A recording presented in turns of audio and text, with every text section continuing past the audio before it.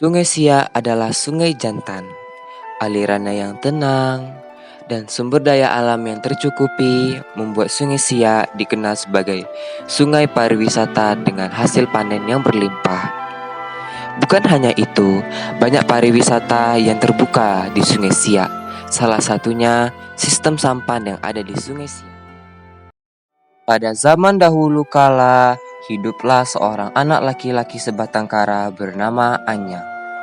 Anyang, yang merupakan anak sebatang kara ini, selalu menyusuri Sungai Siak mulai dari pagi hingga sore. Dia tak lelah melakukan aktivitasnya, yaitu mencari ibunya. Namun, Anyang tidak mengetahui bahwa ibunya sudah tiada. Anyang hanya mengetahui bahwa ibunya hilang di Sungai Siak dan dia akan tetap terus mencarinya. Akan tetapi, penduduk kampung tidak berani berbicara kepada Anyang bahwa ibunya sudah tiada. Maka Anyang pun terus mencari ibunya yang hilang. Bukan hanya manusia yang dapat mendengar lagu tersebut, ikan-ikan pun dapat mendengar lantunan lagu indah dari Anyang. Salah satunya Raja Ikan. Dan Raja Ikan pun memutuskan untuk naik ke permukaan dan bertemu dengan Anyang. Mengapa dia menyanyikan lagu seindah itu? Raja Ikan pun bertanya kepada Anyang, kenapa Anyang menyanyikan lagu tersebut? Anyang menjawab, dia hanya ingin mencari ibunya yang telah hilang di Sungai Siak. Raja Ikan pun saat itu juga tahu bahwa ibu Anyang pun sudah tiada beberapa waktu yang lalu. Namun, untuk menghibur Anyang, Raja Ikan pun memutuskan untuk menghibur Anyang dengan menjadi temannya. Sebagai tanda persahabatannya, Raja Ikan pun memberikan tongkat ajaib kepada Anyang. Apabila Anyang membutuhkan bantuan, maka Anyang cukup menghentakkan tongkat itu ke laut, maka Raja Ikan pun akan datang. Anyang pun merasa sangat senang mendengar hal tersebut. Dan Anyang pun tetap melanjutkan kegiatannya, yaitu menyusuri Sungai Siak dan menyanyikan syair indah tersebut.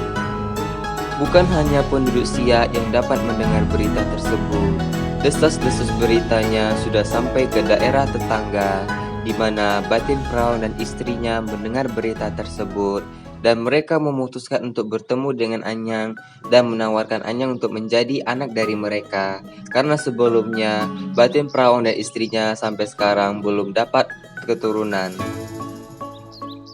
Silih waktu berganti, Anyang pun menjadi seseorang yang bijak, baik dan perkasa, dan juga berilmu. Dan bukan hanya itu, Anyang dapat meninggikan derajat orang tua angkatnya menjadi lebih baik dan mengatur keturunannya lebih baik lagi. Dan pada suatu hari datanglah bajak laut dari negeri sebelah untuk menjajah daerah Perawang. Batin Perawang mengerahkan pasukannya untuk melawan bajak laut tersebut. Namun pasukan Batin Perawang kalah telak. Anyang yang pada saat itu sudah tahu cara mengatasi strategi perang, dia pun mengajak para bajak laut tersebut untuk ke tengah laut agar bisa melaksanakan perang dengan baik.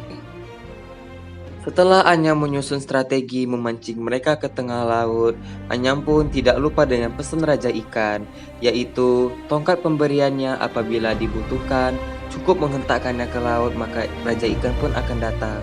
Dan pada saat itu, Raja Ikan datang dan membantu Anyang dengan menghancurkan kapal-kapal bajak laut tersebut hingga tenggelam.